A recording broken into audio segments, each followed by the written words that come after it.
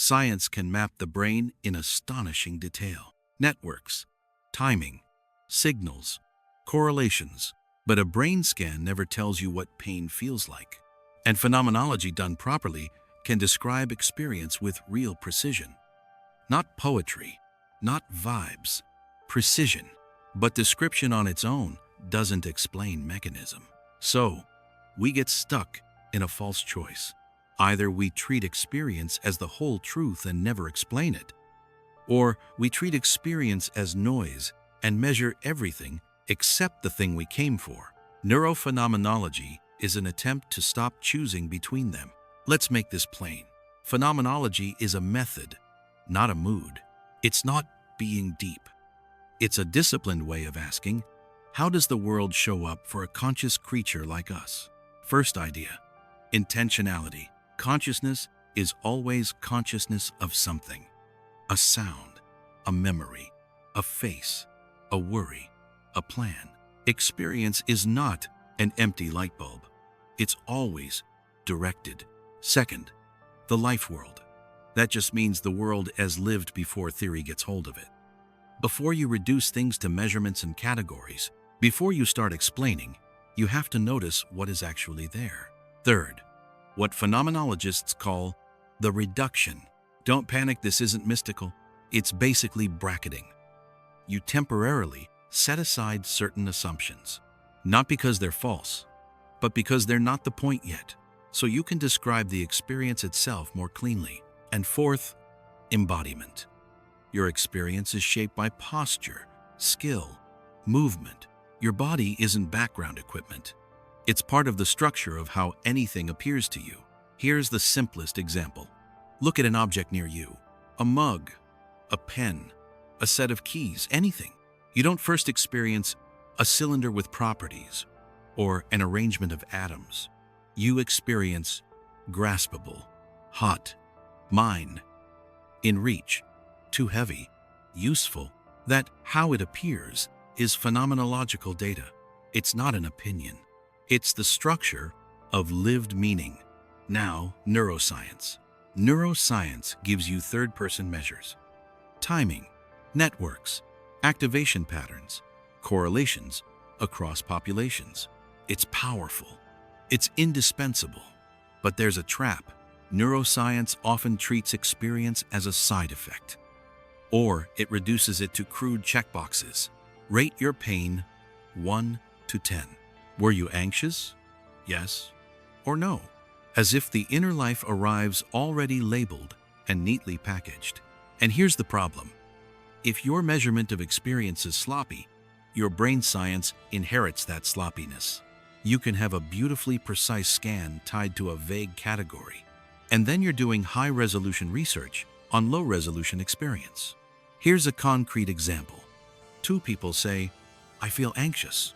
Same word, but the lived texture can be completely different. For one, tight chest, shallow breath, a sense of impending impact. For another, racing thoughts, mental images, looping scenarios. For another, nausea, heat, trembling, tunnel vision. If you collapse all of that into one label, anxiety, you blur the mechanism. You risk averaging different states into a single, fictional one. So, what is neurophenomenology? It's a research strategy.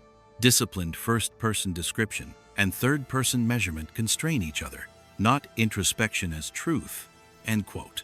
And not brain data replaces experience. It's a loop. Here's the loop, plainly. First, elicit detailed experience. Not just opinions like, "It felt weird," but the sequence of what happened in experience. Second, stabilize categories. What exactly counts as the moment before you decide? What exactly counts as the shift of attention? You don't assume the label, you refine it. Third, measure the neural and bodily dynamics during those specific phases. Timing, networks, physiological markers. But now you're tracking something structured, not a vague bucket. Fourth, iterate. If the experience description and the mechanism story don't fit, you don't force it. You go back, refine, and test again. Here's the worked example we'll return to throughout this series.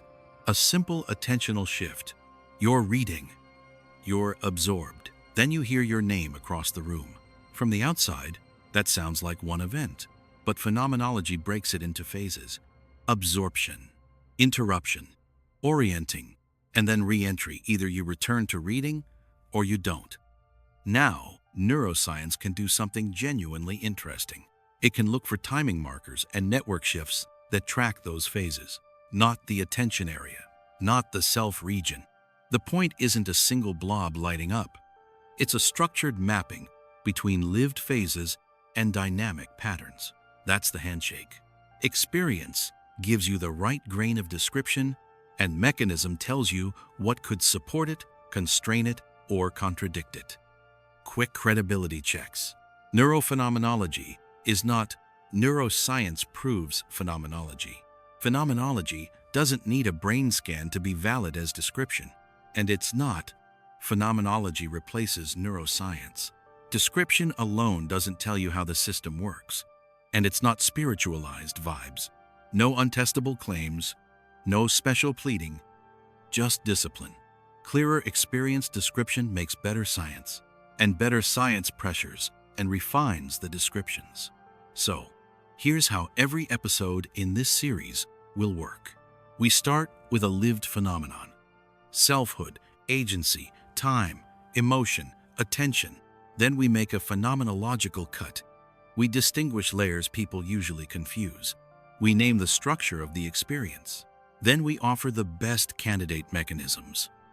Without pretending certainty, you'll get the strongest explanatory models and the pressure points where they struggle. And we'll end with the accusation, what this phenomenon exposes in our habits and metaphors, where our common sense is too crude for our own experience. One last question for you. One line in the comments. Where do you think the biggest gap is right now? Neuroscience not taking experience seriously, or people not describing experience carefully enough?